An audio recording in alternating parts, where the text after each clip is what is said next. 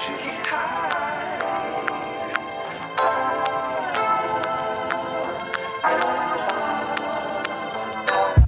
hello, hello, and welcome to the Sober Butterfly Podcast, your favorite resource for sober inspo, fun, and travel. It's me, Nadine Mulvina. Hi, so glad to see you. That rhymed. Oh my gosh. I just want to take a moment to open the episode and check in, okay? So if you follow me on Instagram at @soberbutterfly, you probably saw I was in Orlando this past weekend, living it up at Podfest. Thank you, Buzzsprout, for sponsoring that ticket. I had such an amazing time. I've made lifelong connections. I'm probably going to miss some people, so forgive me if I don't see your name and you're listening, but I just want to say thank you to Toya, thank you to Shania, thank you to Octavia, thank you to Atia, thank you to everyone that I met. Like, the list really goes on and on. Like, I have made lifelong friends and bonds, and I learned so much from being in a space that's curated for creatives. Funny enough, my name tag had my show, The Sober Butterfly, what you're listening to. And so it's in the name. And when it's in the name, it kind of lowers people's defenses because they're like, oh, your show must be about sobriety. And I'm like, yeah, it is. And now we can just skip the small talk and we can get straight to the good stuff. And so I was just having such good connections and conversations with people about sobriety and recovery and addiction, the whole gambit. So yeah, I encourage you, if you're sober, to talk more about your sobriety. You'd be surprised, like, that visibility can go a long way. It can really help other people who may be struggling with drinking. So yeah, I encourage you to not wear a name tag that says that you're sober on it. But if the opportunity presents itself, please do be open about your sobriety. Let's dead the stigma. It's 2023. It's okay to be sober, and we are all sober for different reasons. So just remember that. Let's jump into this week's episode, because you may recall I was supposed to bring Ashley Johnson onto the show last year. So the end of 22, she was supposed to come on, and then we had it was the retrograde. We had tech issues, and I feel like I was killing myself that we had such a good conversation and then it did not get to air. But God is good, and everything worked out the way it was meant to be, because we just recorded the most amazing episode, and I think it was better than the first time. So you're welcome. Thank you, Retrograde. Anyway, in this week's episode, so a little bit of context, Ashley Johnson is a force to be reckoned with, okay? Not only is she a DJ, not only has she worked in corporate for JP Morgan, not only is she sober, almost 6 years of sobriety under her belt, but she's also launching an alcohol-free wine company called Wine Not. Now, Wine Not is incredible because, not only is she sober and promoting sobriety, she's also a Black female business owner. I believe Wine Not is going to be the first Black-owned female alcohol-free company. So I'm just so excited I got to talk to her before she blows up. I just love this idea that she is not fronting 50 Cent. Okay, so 50 Cent, if you were listening, I'm not happy with you, okay? You're in my shit book, because he has this little cognac company and he doesn't drink. What's up with that? I'm not even gonna say the name of the company, okay? Because I'm just so disappointed. We need to see more people who are actually about the culture and celebrating sobriety, not using Black people, not using the community to sell poison. Can we dead that, please? So everybody that's using that platform to actually live in their truth, I want to celebrate, and everyone that's doing the opposite of that can kick rocks as far as I'm concerned. All right, I'm done with my rant. Okay, so Ashley's incredible. We talk not just about her amazing company, but we also talk about what it's like to be Black girls in white spaces, and how sometimes that perfectionism of having to be the best version of self can actually be detrimental to your overall health in a bad way. And we talk about our shared history coming from a household where a parent drank a lot. We share what it's like to date sober, and I just can't wait for you guys to hear more about Ashley's story. So I want to say less and let you hear for yourself. Thank you so much for listening, and let's go. So let's get into it, Ashley. Okay, tell the listeners at home, just what gave you the concept or the inspiration to start your company? Why not? I'm just really fascinated and I want to give you all of the flowers because I 100% feel that now is the time. I'm hearing more and more people looking for alcohol-free options. So I'm wondering what sparked the idea for you? Yeah, absolutely. So I gave up alcohol probably in 2017. Like most people started off with like a fast for 30 days, realized how much I loved it, but I recognized that in social settings, I still felt a little bit excluded. And Mm, sure, I can have sparkling water or juice, but I felt like I wanted something a little bit more fun, but more specifically for those celebratory and toast moments like, hey, I just bought a house, or it's my birthday, or it's New Year's, and you kind of want to have that toast that feels like you're included in that experience. So I wanted to create a brand that gave people the opportunity to feel included in that, but also just kind of promote that you can have fun while being, sober. You could still be social. And so that's where Why Not came from. It's just me wanting to help people be their best self and let them feel confident in their choices that they made. beautiful. I love that. First of all, tomorrow is the end of dry January. So Ashley and I are shooting this on the 30th. Tomorrow is the 31st of January. And I think a lot of people, once you get through that hump and you see like all the benefits that an alcohol-free lifestyle can offer, people want to keep the momentum going. But like to your point, I think it's in those moments when you're looking to pop bottles, if I may say so myself, Yes, when you want to yes. celebrate, it's like, okay, well, what is there for me? Like I want to be a part of the celebration. And to your point, it can be a little isolating. It can be a little like not, I'll say like ostracizing when you are in a public setting, when you're in a social setting, and it's like, am I really just going to sip on seltzer? Like, no, I Yes. want something else too. And that kind of leads to my next question for you, Ashley. So people are sober for a variety of reasons. We know this. But I'm curious, what led you to the sober life? So you said you did like, an alcohol free. I'm assuming, was it like a dry January or you just felt compelled to like take a break? But like, what really gave you that initial idea that you wanted to no longer drink? Yeah, so at the time in 2017, it wasn't dry January. I should have. I didn't Okay. even know about January. I would have, but it was probably around March, and I was super busy because I at that time I worked in finance for JP Morgan. I'm also a DJ. So that time I was living this crazy dual life. And I Mm, was like, oh my goodness, I can't keep up with these early mornings, late nights with alcohol in my life. And so at that time, I wanted to monitor my energy and how much it changed my body. And so I gave up alcohol. I also gave up meat at that time.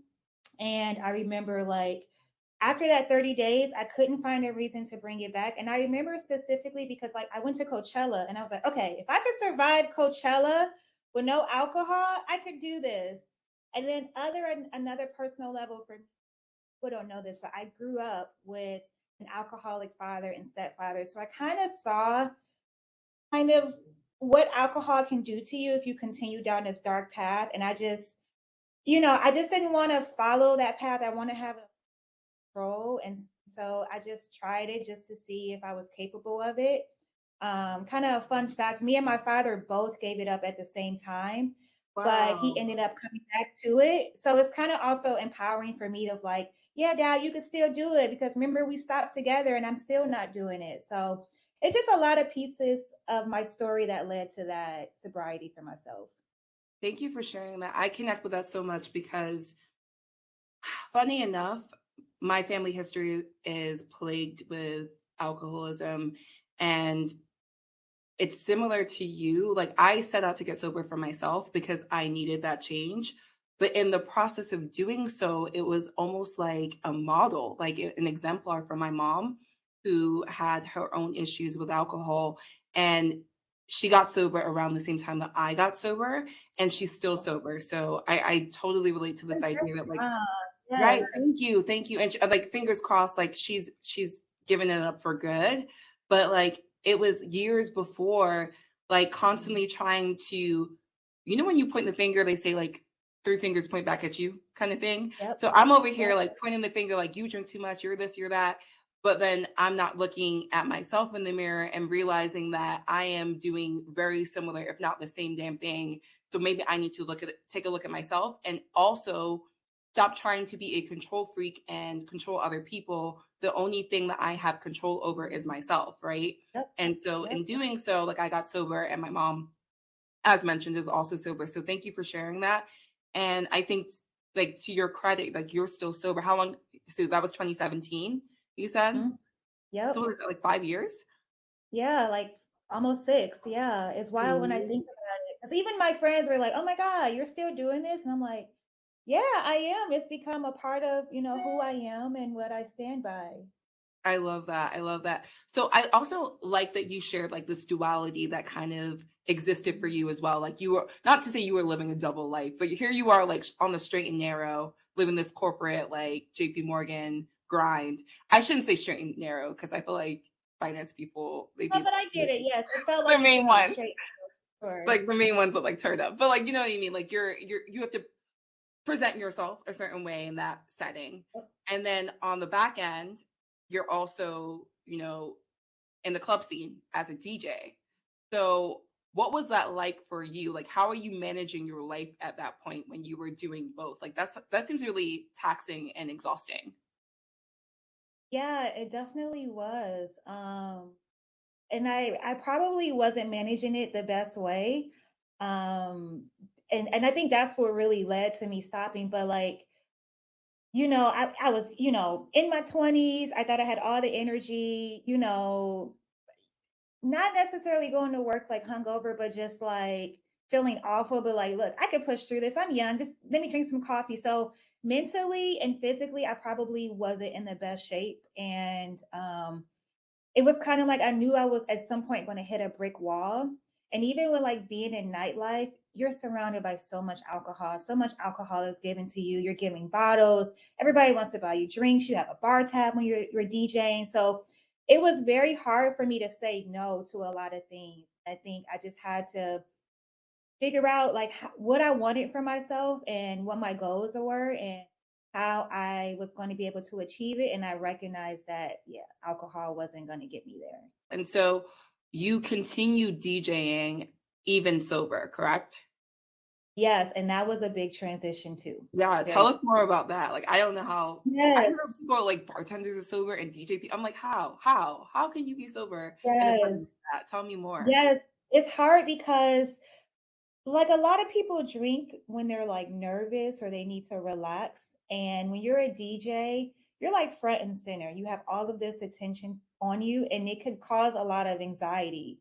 And so for me, I had to really push through that and really like figure out how to meditate, how to take deep breaths, how to speak positivity in myself to make sure that I could still bring my best self to this DJ set without letting my nerves or anxiety take the best of me. And so that was just challenging overall, just, figuring out how to do a set sober. And I liked it on the inside because I wanted people to be able to enjoy my set, whether they were intoxicated or whether they were sober, like, because I wanted to give my best self mentally. And I knew the best way to do that was to be sober. Right, right. And did it feel like grounding almost, like you're more present when you're sober and you can read the room better? Because I'm assuming as a DJ, like, you have to be able to like Yes. almost be like an empath and like feel the vibes and like the way the set is going, if people are liking your music or not. Yes, you feel a lot more of the energy and the emotions of the crowd and the people. And like just in general, I always tell people like I understand people who have a hard time becoming sober because in a sense it's almost like you're having to face a lot of your demons or a lot of the things you try to run from. And so if I felt any sense of insecurity or I would feel that immediately on the behind a DJ booth, and I just had to fight through that. But yeah, it was very difficult to manage those emotions while trying to curate a crowd for people. Right. And so how are you now? Like, so you have about 6 years of sobriety. You're still DJing, correct? Like now? Yes. Yep. So is it, because, okay, I'll just share a little bit. Like, I find that I can be around people drinking, no problem, right? Like, cool. You Yep. want to drink? I'm sober. That's fine. I'm going to be sipping on wine not soon, right? Like, in my cup, like, I'm Yes. blending in, everything's good.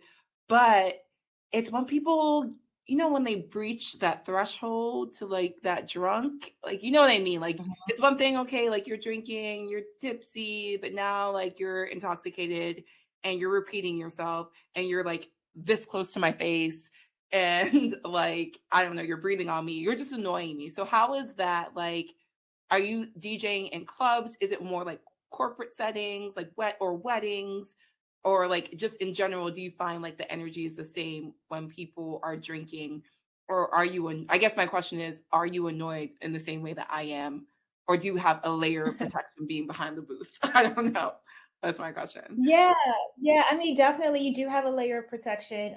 And I remember being completely annoyed too, like, oh my God, this person's so sloppy. But I had to like check myself because I'm like, I probably was the same person. And I started feeling bad for anybody I was like that with because I was like, oh my God, I get it now. It was so annoying when I was drunk. But in terms of DJing, I do a wide range of events, but there are certain events that I tend to like a little bit more. Like me, I love like special events. I love corporate events. I love brunches, day parties, nighttime. And I think overall the nightlife is going to have a shift pretty soon because I think that everyone is kind of over the 10 to 2 format, being there the whole time, especially as people recognize that they don't want to drink as much. It's going to Mhm. shift a lot of that narrative. But for me, yes, definitely being in more sophisticated events where people know how to have fun without being sloppy, overly drunk at the same time. But again, it's no judgment because I'm like, I was there. I just give them grace, but I definitely find a way to set my boundaries.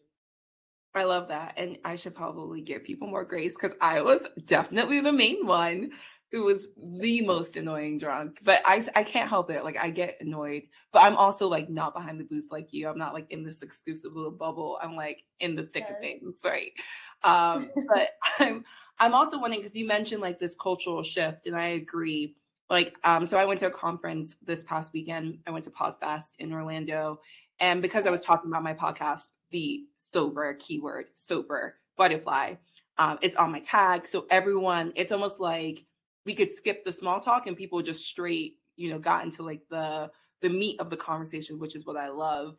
And so a lot of people were like asking me questions about sobriety, but also like recognized for one reason or another. I don't know if it's because it's dry January and that's becoming more popular, or I don't know, just I'm finding that more and more people that I didn't even realize are sober. And so I'm wondering, just from your perspective, and maybe like also in terms of why you started Why Not, do you find that it's more socially acceptable now, especially because you have tons of sober time? Do you find that more people are sober than before? Because I felt like even me, I've only been sober a year and a half. I felt like when I first got sober, I was just I wasn't meeting as many people who were sober as opposed to now. Maybe that's the natural law of attraction. I'm not sure. But what are your Yeah. thoughts about that?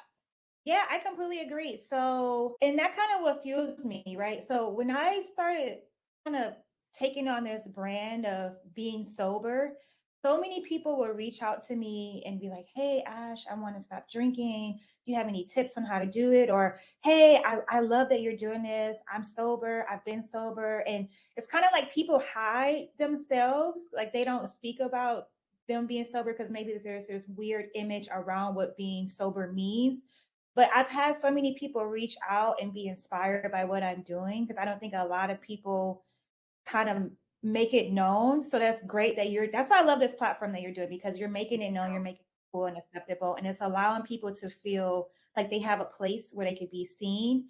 But I would say I have friends who when I probably stopped drinking like 5 years ago, or you doing? I don't get it. And now it's funny because now they're like, hey, I'm thinking about giving up alcohol. And I'm like, whoa, you were like the biggest person telling me not to do it and judging me for it. But Hmm. now you're jumping on this bandwagon and you're seeing that, hey, there's a change.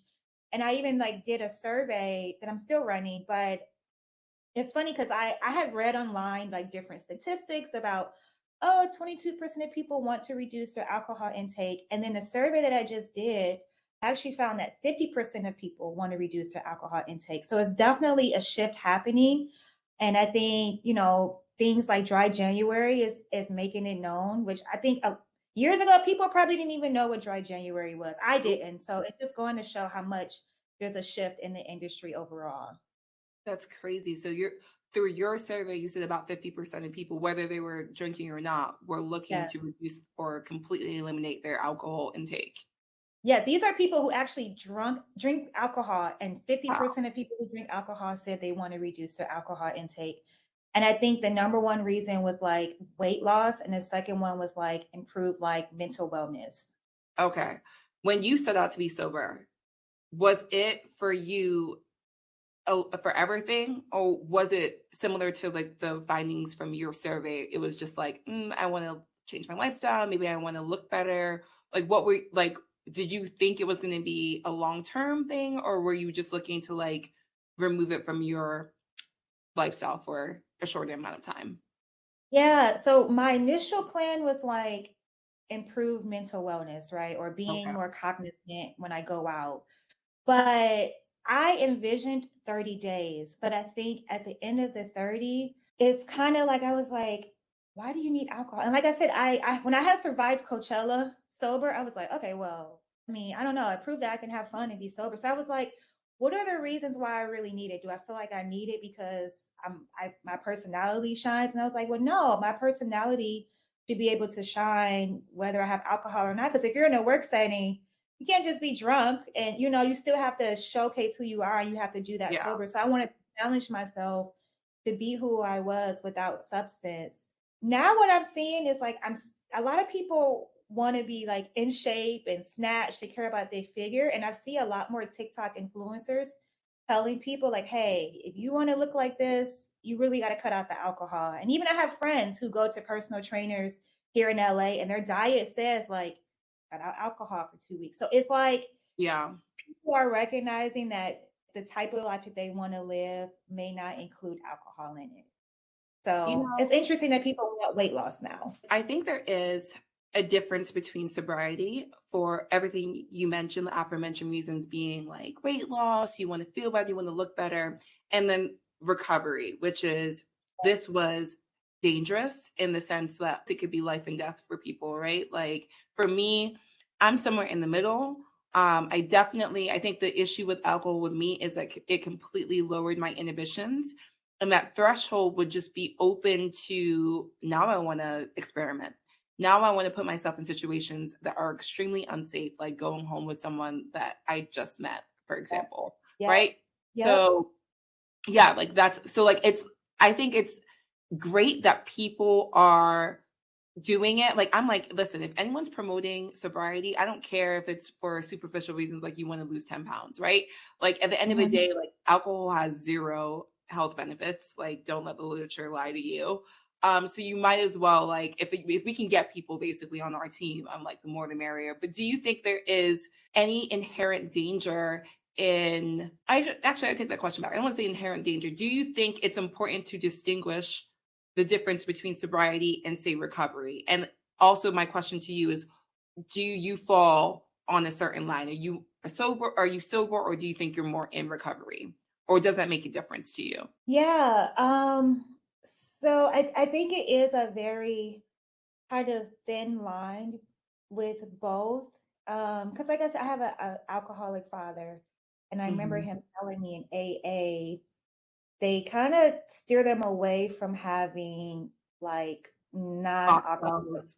yeah, Yeah. non-alcoholic brands because they don't want it to trigger. And so even when I think about my brand, I know I can't cure alcoholism, and I definitely don't want to put someone back in recovery, who's in recovery back into that place. So I think there is a distinction between the two, and my focus is those people who just want to make those lifestyle changes, who's sober curious, like they're thinking about it. Yeah. They may still drink, but maybe they won't have 5 drinks at the bar. They may have 2 drinks, 2 alcoholic drinks, and maybe 1 non-alcoholic, but just finding that balance that works for them. It doesn't matter what your reasoning is or why you're here, but just I'm encouraging people to just explore it. Like I said, and probably in the same boat. You probably give it up for like 30 days and you recognize like, wait, I like the way I feel. My skin looks good. Yeah. I feel good. I wake up at 7 a.m. I'm not hungover. And so people like that. Like people want to feel good naturally. And so I just want people to at least try it and see how it goes. Actually, earlier you had mentioned something that struck a chord with me, which was this idea that like you had some friends who were less than encouraging, we'll say, less than Hmm. encouraging about your sobriety in the beginning. And then those are the same people that like hit you up later about this idea that like, hey, I see your life is so much better. Tell me more about the sober life.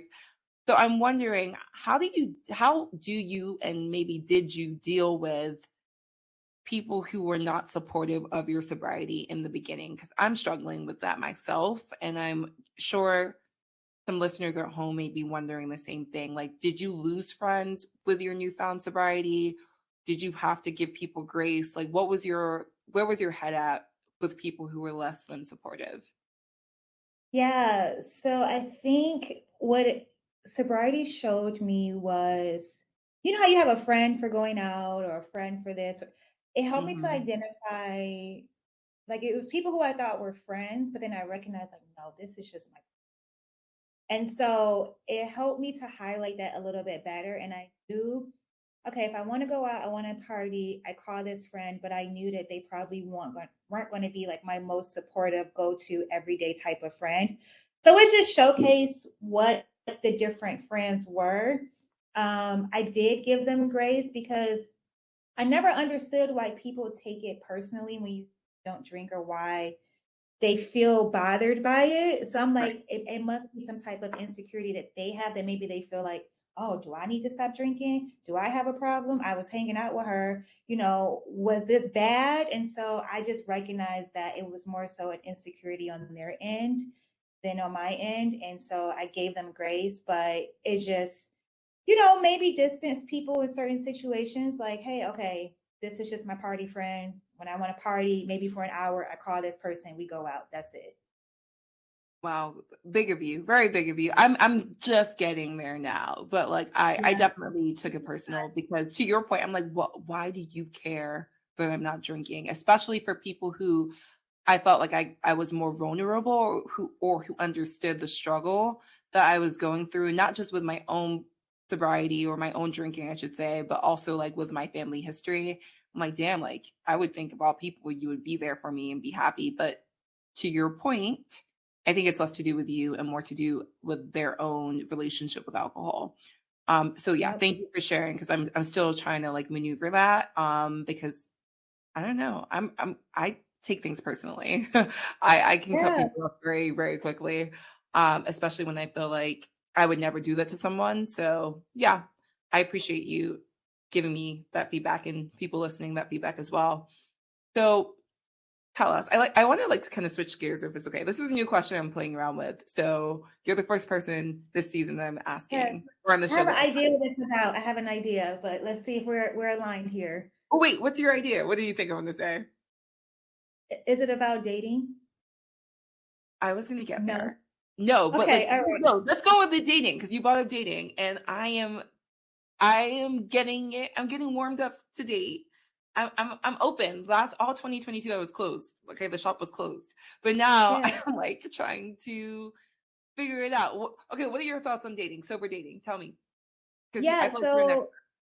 yeah, sober dating was definitely a transition too because I think and I see most women say this online too, and I know I experienced it myself, but like, if you're going on a first date with a guy, a lot of times we look at alcohol to help ease it, and a lot of dates are centered around alcohol.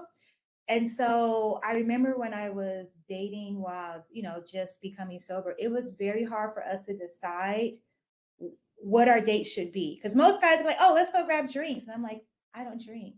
And they're Right? like, oh, and I don't know why guys' first dates are always like, okay, I eat. We can Wait, go out you to eat. don't know why? Come Okay, on. okay, I do know why. Sorry, I do know why. Let me stop. But if there's a guy listening, please don't start off with drink. Yes. But it was challenging trying to find something kind of accommodating, and they kind of ran out of ideas. And even when you go to a club or a bar and a guy wants to talk to you, he's like, oh, let me buy you a drink, and you're like, oh, I don't drink. So it kind of makes them feel weird. And so I've just come in a habit of like, oh, you can't buy me a drink or an alcoholic drink, but you can buy me a club soda, just to make them feel kind of So supported and did. Yeah. But So nice of yeah, you. it was very hard kind of navigating that, the life of dating. So we're just with figuring out what to do and also feeling at ease on a date with the guy. Because I think a lot of their personality and their kind of plan for a date is centered around alcohol. So when you knock that out, they're like, oh crap, what do I have to do? I actually have to think. I actually have to put in work. Thank you. You actually have to put in work. Who would Yes, have thought it wouldn't just be as absolutely. easy as, oh, let me buy you 2, 3 drinks. Let's go back to my place. Let's Netflix Yes, and chill. Like, no, sorry. Like, that would have worked on me 2 years ago. But I'm yes. evolved now. Okay. I am evolved. You cannot trick me. Okay. Can't play a player.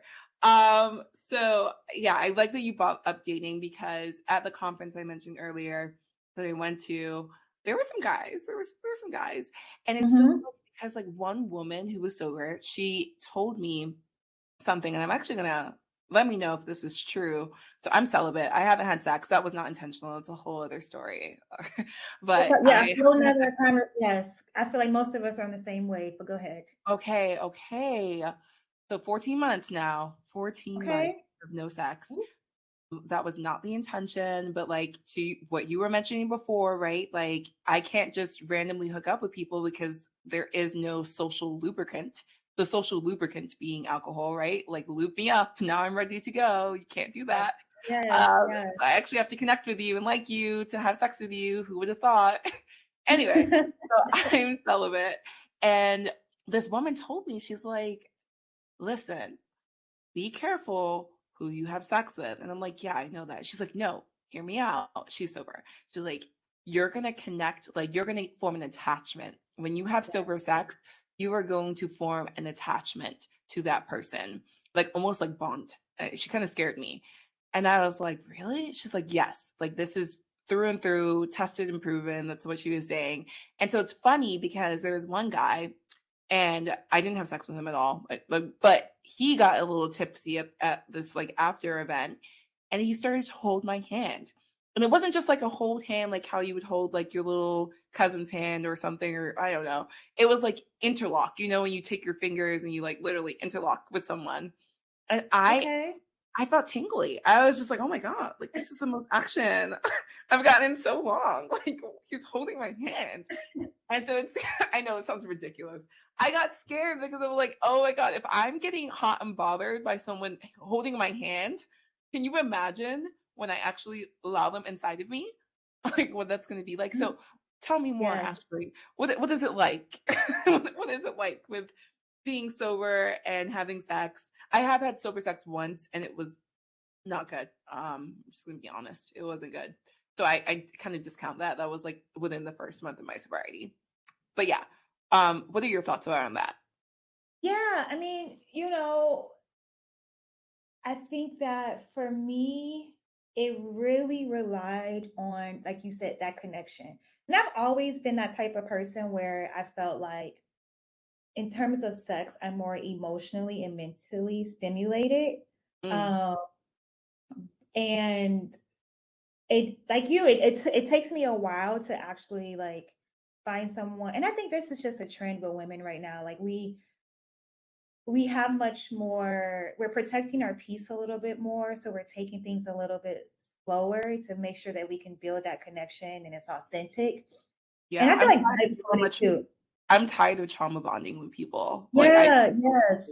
anymore. So I'm like that now. I never used to be like that. Sorry, that's all you. I have to like make sure people know. Like I was just drunk and ready to rumble. Sorry. Yeah, Okay, now yeah. different. I was just making a bad decision, unfortunately. And that's what I tell guys too. I was like, I always, especially guy friends and stuff, I'm like, don't ever have sex with a girl for the first time while she's drunk. Even if she is, it seems like she wants it. It's like, if she wouldn't have sex with you sober, don't have sex with her drunk, because most likely she probably does not really want to do it, but just intoxicated and feel a little bit, more, I don't know. Alcohol and sex is just a completely different realm, And but I have to caution to follow it up. You're right. Like I say the same thing to my guy friends, and I think that that's more like socially acceptable now. Like people recognize that. Yeah. Um, like, don't do the frat boy thing and get her wasted and have sex with Yeah. her. Like, that's not good. But the same goes both ways. Like, we have to, as women, we have to hold each other accountable. Like, Mhm. if you need, and this is, and I'm talking to myself, like old me, right? Yes. If I need to have a drink to have sex with this person, And you don't like, like that person. I don't like them, and that's No. okay. That doesn't like, Yes. no, they don't Or have if I not. need You a don't have to have drink sex to with go on everyone a that you want date, to date. yeah. If I'm like, oh, I don't really like this guy, but oh, he's buying drinks, I'll go out and like, no, girl, you don't. You If don't. I You have to drink don't. to be around you, I don't like you. Thank So you. And that goes for yes, everyone, right? Because like then you find yes, like if the only common ground is like, yeah, I want to like get drunk with you, that means like we're calibrating on a very low level and the yes, vibes are off. Like if I can't sit with you sober and have a good conversation, like what does that say? That says more than yep, you can relate to anyone drunk, you know, like anyone. yeah. Even Um, when I'm out and I meet a guy and he's like sloppy drunk, and I'm like, oh my God, I feel like we have a connection. But I'm like, no, this man is sloppy drunk. Like, he probably won't even remember our connection or our conversation the next day. So let me just let this man go on and continue his life because I'd rather build a connection with him while he's sober, not while he's drunk at a bar buying 10 shots, you know? And so the same guy I was interlocked with, holding hands, I saw him the next day. And I could tell he was embarrassed because he was like, sorry, like last night I drank a bit too much and I may have been a bit handsy. And I was like, yeah, but like I didn't mind. Okay. Because he wasn't being Yeah. disrespectful, like feeling on my body. It was like literally he was just holding my hand. So yeah, but I can tell that like that's not the same version of the person I was meeting or hanging out with the night before. So, yeah, I'm glad that you brought that point up because it's sometimes hard out there. So can you date someone who drinks? Like you're okay with dating someone that's a social drinker or anything like that, Yeah, or I'm okay no? with dating someone that's a social drinker. Most of the guys I've dated have been they drunk alcohol, but they have been a little bit more like modest with it. Like they haven't been like the. I've never seen them drunk. I've never seen them sloppy. If they have drinks, it's like, oh, I'm at a birthday party. We're taking a shot for that. I've never seen them like kind of abuse alcohol. So Okay. I don't think I could date someone who is like that. But I'm not discriminating against anyone that drinks alcohol. It's just as long as you know your limits and you know what works for you. Yeah. And so I agree. I 100% what you said. Like I can date someone who drinks, but like if you get drunk, it's a turn off for me. It's a no. Yes. Um, Yes. but my question for you is, do you think like can you moderate? So like I know you don't have no plans on drinking again, but were you ever able to moderate? Because I wasn't, and I don't know. I like to ask people that question because going back to the course I mentioned, or I may have not mentioned it, but I had a course to help people quit drinking, and I was like treated like an experiment. And after the 30 days, how do you feel? Obviously, but also like the question I asked them was, are you able to moderate? Because sometimes we lie to ourselves and say to ourselves, I don't have a problem, or like, I'm good without it. But then if you can't have one drink and be satisfied, maybe that's something that's good inventory. That's good data for you to have. So going back to your drinking days, were you able to be satisfied with one or two drinks or just to meet your limits? Since we're talking about limits here. Um, so I was very much a party girl, but so one drink to me, I probably was like, what's the point? Like, I know you're not Yeah. gonna me. Two drinks, it depends on what the drinks are. Like, obviously I worked in corporate, so I had to be in environments where I'm like, okay, girl, you can't have five, even though it's open bar, they watch it. So I knew how to moderate, but when it's fun, turn up, I knew my limits, but I definitely was having at least two, Okay. maybe 2 to 4. If you were to talk to me now about it, I think I could, if I went back to it, I could moderate it. Because I think a lot of the times people drink or they drink in like party settings, it's because they're bored. It's like, Oh, okay, I don't know what else to do. I need something in my hand. What's next? And so they just grab a drink just to keep themselves engaged. And so okay. now that I am aware of why I was doing the things I do. Like now I'm like, okay, if I'm at a party and I'm bored, I need to go home. Like that means I'm not here. I'm not meant to be here. And drinking, I shouldn't drink because I'm bored. That means this party is just not it. I need to get out of here. So Wow. it's that Perspective. level of awareness that I have now. Yes, you have awareness and perspective. That I love that. I use my platform to obviously highlight sober women or sober people, but I Yep. especially feel like there needs to be more of a space for us, like Black women, people of color, because going back to what you mentioned about being in a corporate setting, so I also work in a professional setting, and even in the throes of my addiction, at the height of my drinking, best believe at a work event, I was on my best behavior. Yes. So it just took me down memory lane because there were times where it was like I would pregame at the Christmas party, for example, and then get wild later on. But that Yes. that I would never be wild as a Black woman at Yes. a work event in the Yes. same way that some of my colleagues, my white colleagues, could Yep. act a fool and still be taken seriously the next day. Does that Yep. make sense? Yes. Yes. You Completely. experienced something Completely. similar? Yeah, absolutely. I mean, everybody knows this. Everybody's like, look, we can't do the same thing they can do. Mhm. And we always like to have these eyes on us. And the moment we do let loose, it's gonna be an email the next day, a talking to, Pumping a whisper in the culture. hallway, and you're We like, just you have to will be there. never get past that. But you know what? And I like that we brought that up because this is not even, I've never thought about that until you just brought this up, Ashley. Because in that same breath, I think sometimes that keeps people sick, right? So if you always feel like you have to give off this air of professionalism or perfection, and you can't let loose in the same way as your white colleagues, for example, in a public setting, yet you might give yourself a pat on the back, like, "Oh, okay, I didn't make a fool of myself publicly."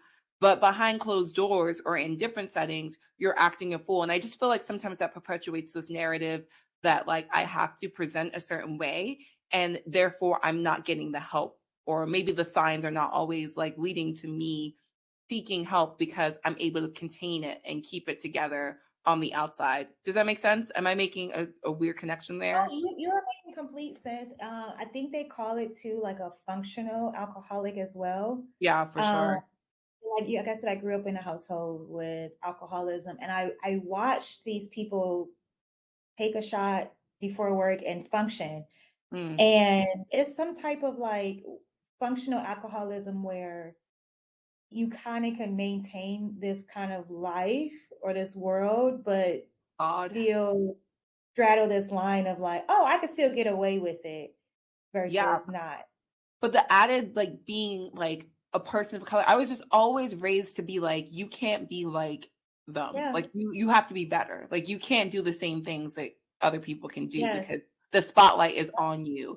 And so I think sometimes that pressure can lead you to a lie to the world, but also lie to yourself, right? Like because it's like, yeah, to your Hmm. point, functional alcoholic. I have my life together. Look, like on paper, everything's great. Like I look great. But inside, where it counts, it's a wreck. It's a complete mess. But like I think sometimes like it's like programming, like that wiring is like you literally just had this epiphany. I'm like, maybe I would have gotten help sooner. Maybe I would have quit drinking earlier if I wasn't so programmed for perfection, if I wasn't so worried about Yes. what the outside or how the outside world saw me as a person of color in white spaces, especially. Yep. Yep. You know what I mean? Absolutely. I know Yeah, that's a absolutely. concern, but literally you just led me to that when you mentioned like being in work events and like being able to contain yourself and moderate. But like a lot of other people conversations I have, like I don't think they would necessarily have that same mindset because it's almost like a privilege, right? Like I can drink as a person that blends in, and it's Yep. not going to be a company email the next day. It's not going to be like, it might not be a conversation in the same way. It's not going to be all of a sudden my reputation is ruined and I'm an embarrassment for Black people everywhere. You know what I mean? Yeah. But Yeah, I yeah. remember I went to a retreat that my team did, and a manager got so wasted, like, and it was a treat where we were like, we spent the night, so everyone like really let loose, and so she was just wild. She was standing on top of tables, and I'm like, I could never do that. And Like the I next wanted to day, do it was her just so no bad. big deal. It was like, oh yeah, that's just that's just such and such. That's just, she just having fun. Yeah. It's like low key, Okay. I want to be up there too. I want to be dancing on the table too, but Yeah, I can't. I was like, I wish. But I remember I just had my little drink and I just was sipping it. I was like, okay, Ashley, it's time to go to bed. I don't even stay long because I don't even want to be tempted. Mm-hmm. Yeah. I love that we just, well, I like literally just changed the way I see that. Like I did not think about that before. So the question I was gonna ask you before the dating one was just, okay, this is like, I'm introducing this. So like, if it falls flat, Yeah. that's okay. I'm wondering, do you remember your last drunk? Like, I feel like there's always a story connected to like that last drunk, because I think it leads people to be like, no, I'm done. Or at least I'm taking a break. So I'll give you a second. I Yeah. don't know if you remember off the top of your head. Honestly, I do. I remember it as wild as it is. Yeah, I think I was like DJing a party and I definitely got drunk and I remember like, and it was a party that I kind of had hosted, and like, at parties like you collect maybe a cover, and Mm-hmm. so I like lost at this party the like money box, Oh no, right? not the But money box. luckily we took the money out, but like I lost that whole box, and I was like, Wow. how did you lose a whole box at a party? Like that's not at the venue. What did you know what I mean? So and Yeah. my friend was like, who was doing the party was like, girl, you gotta get your shit together, pretty much, right? And I was Mm-hmm. like, oh my god. Like, so that was like the biggest like eye opening of like, okay, I can't just be wasted while I'm doing an event or I'm DJ because it's throwing me off my A game. It's throwing me off my business. Like if I Right. did have money in it, that would have been a disaster. But it was just so irresponsible of me to do something like that. And I think that was kind of like, all right, Ashley, let's reevaluate some things here. Right. And how do you DJ drunk? Is that like, because I'm assuming like people do that all the time. Like, what's that like? Are you good? Do you feel like you're a better DJ now that you're sober? I am, but I can understand why people do it sober because when you do it drunk, because when you're drunk, you're just free. You're just Okay. I'm just I'm just doing whatever, and it's good until like the next day you're like, I don't even remember what I was playing. You know what Okay. I mean? Like Yeah. you might Yeah. not have a recollection of maybe the things you might have said on the mic. It just takes you to a whole nother Yeah. like alter ego, which can be good because like Beyonce has Sasha Fierce, so you're like, okay, whoever that person was, they just took over last night. Yeah. But now I'm a lot more present in my sets. I get to experience it more. I get to be more in tune with the people and the music, and so I think that's where it becomes a little bit better. Awesome. That makes sense. Well, thank you so much for answering my questions. I want to open the mic. Get it? Open the mic. Okay. Open the mic to you just to tell the people a little bit more about why not, anything that you want to share, any upcoming like projects or announcement. The stage is yours. Let the people know. Yes. And so for those listening, Why Not is a non alcoholic sparkling wine that allows you to indulge in social and celebratory moments without sacrificing taste. And so I'm exploring unique flavors and ingredients to kind of create this inclusive yet euphoric social experience. So I know that a lot of people may drink because they may have social anxiety or they just want to calm their nerves. And so not only am I bringing kind of a sophisticated non alcoholic sparkling wine, but I'm creating something within it to kind of ease your mind a little bit with natural herbs. So it's kind of a functional beverage at the same time. I'm launching officially in April of 2023. I'll start off with a sparkling white and like a rosé, but the plan is to expand to other flavors, look at other components that I can add to it to just enhance the customer experience so that everyone can engage in it. But yeah, I'm just really excited about it. I think excited about is really building up this category and this platform. I know there's a lot of non alcoholic brands in the market, but I think a lot of people don't know that they exist or don't know that they have these options. And so not only am I trying to build up Why Not, I'm trying to build up the whole non alcoholic industry. So you can go to a bar or a restaurant or a social gathering, and it's kind of normal to have non-alcoholic options that are kind of adult and sophisticated at the same time. My Instagram is DJ underscore A list, ALIST. My Why Not brand's Instagram is Why Not Live, so LIVE. That's also the website. So you could find me on both of those platforms. If you subscribe on my website, you'll be the first to know when I launch. But I'm just excited to take over the world, take over this industry, and show people that there is a way that they can be their best self and feel confident in that. I love it. Yes. And I will be subscribing to your website because I cannot wait to try Why Not. Especially like I love that the part where you mentioned like you're not sacrificing taste, right? Like we No, can be that is most important. social, celebrate, but also I need it to taste good. I need it to taste good. It's like your adult taste palette has evolved, right? Like Yeah. you don't want juice, you don't want water, you want something that No. still has kick to it.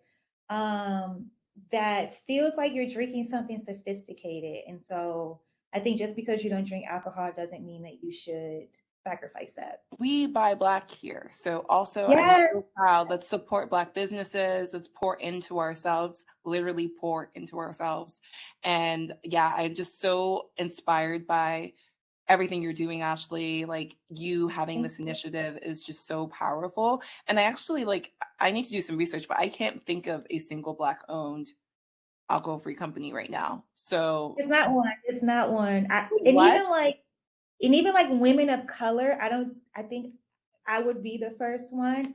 But yes, it's also empowering just being a Black person entering this space, because you see history of alcohol brands really marketing and catering to Black communities, like Hennessy, you know what I mean? And so it's kind of shifting that, where I'm trying to show even our community that there is another way, there is an alternative, and kind of reversing a lot of that substance abuse marketing towards our communities of color. Oh, you just touched on so many good points. I was about to wrap up, but the last note is the situation with 50 Cent, right? Like how he doesn't drink and he has Yes, a freaking alcohol company that he promotes. yes, That's a prime yes, and example. even Like, what? Why don't you start yes, something you can actually drink? And that's for us. yes, I don't yes. get that. And I think there's an article where I saw a picture of him like in a club, Fake popping like I bottles. think, yeah, but I think he put like ginger ale in his bottle or something. So I'm like, damn. But it's fine. It's fine. And I think that's another thing people don't recognize. There are a lot of people who don't drink people. And I'm like, why aren't you guys promoting it? Why aren't you guys speaking on it? You guys are promoting alcohol, allowing us to destroy our bodies and our minds. Right. But meanwhile, you don't even really drink like that, you know? So just try to show alternatives to also empower our community. I love it. And I stand behind you and I cannot Thank wait. As you. soon as it's launching, like as soon as it launches, I'm sorry, please let me know so that First, maybe I we'll gotta send you even your bring own you back. bottle. Yes. I would love that. I would love that. We can bring you back on the show. I would love to. I'm doing more giveaways and I want to get into more events Oh, this year. So if there's ever an opportunity for me to showcase Why Not, let me know and I will for sure be front and center. Thank you, Ashley, awesome. so Thank much. you. And I'm so just extra thankful that this is take two. But I actually think this was better than the first time because now we know each other Yes. better. It's like flows. Yes. Thank you again. And yeah, we will see you soon. And I can't wait All for right. everything to launch. All right. Thank you.